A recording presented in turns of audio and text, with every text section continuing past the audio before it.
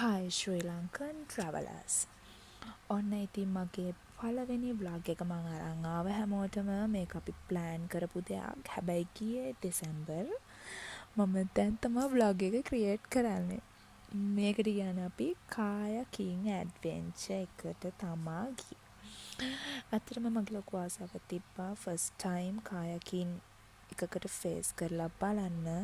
ඉතින් ඇත්තටම මම ඒක හිතනවා මම හොඳට කරා කියලා මම දන්නේ නැහැ. Any guys මට ඔයාලගේ කමෙන්ට්ස් ඕනේ. ඔයාලත් කරලා තියනවද? කරන්න බලාපොරොත්තු වෙනවද කොහොමද කියලා. දැන් අපි check in වුණාට පස්සේ අපි යන්නේ next step එක kayaking වලට. අපි sunset එක තමයි view කරේ. ඇත්තටම හරිම ලස්සනයි, හරිම calm. මට කියන්න වචන නැහැ. ඇත්තටම මේ ගමන ගියේ මමයි මගේ අක්කයි සුදු අක්කයි. අපි 4 දෙනා සහ අපේ අම්මා. ඉතින් අපි 4 දෙනා ඇතුළට තව 6 දෙනෙක් එකතු වුණා. හැබැයි ඒගොල්ලෝ ලංකාවේ අය නෙමෙයි. ඒගොල්ලෝ පිටරට 6 දෙනෙක්. ඉතින් අපි බලමු මේ 6 දෙනා එක්ක අපි කොහොමද අපේ සැඳෑවරුව ගත කරේ කියලා.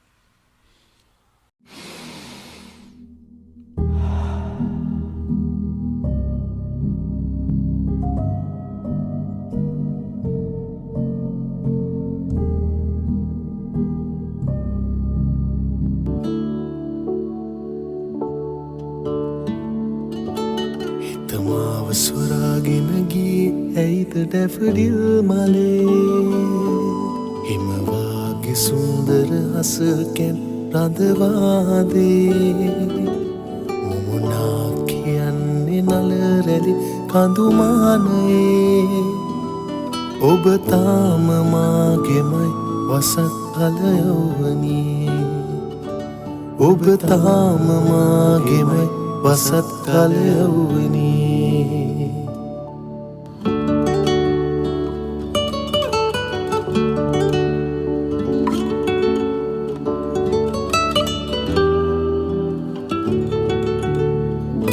දුර ඈත ගන්තිරේ සෙඩ සීත මාරුතේ එළි අත ඈතගෙනම හීන් වැහි කෝඩේ මුව කමල ආතරින් සිපගති මිසීරුවෙන් හැඟුම් මතකයි ඇඳුණු නෙතගේ එවන් සැන්නෑ කලේ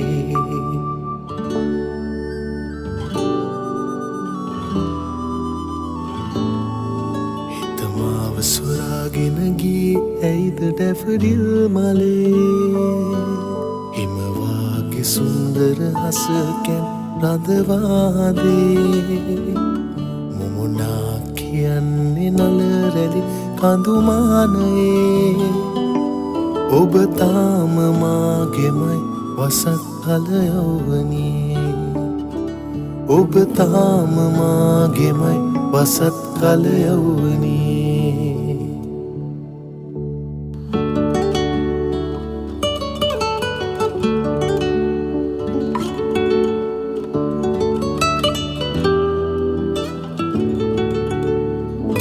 විලුතුරු මං පෙතේ සඳ වුවන පිපිරයේ කෝල ලෙස ඇතැස සැලුවේ දැලවැල් පාලමේ හදවිලම ආදරින් සසලවිය මුතු සරින් හැගුම් සොඳුරුයි ඇඳුණු මතකේ එවන් සැන්නෑ කලේ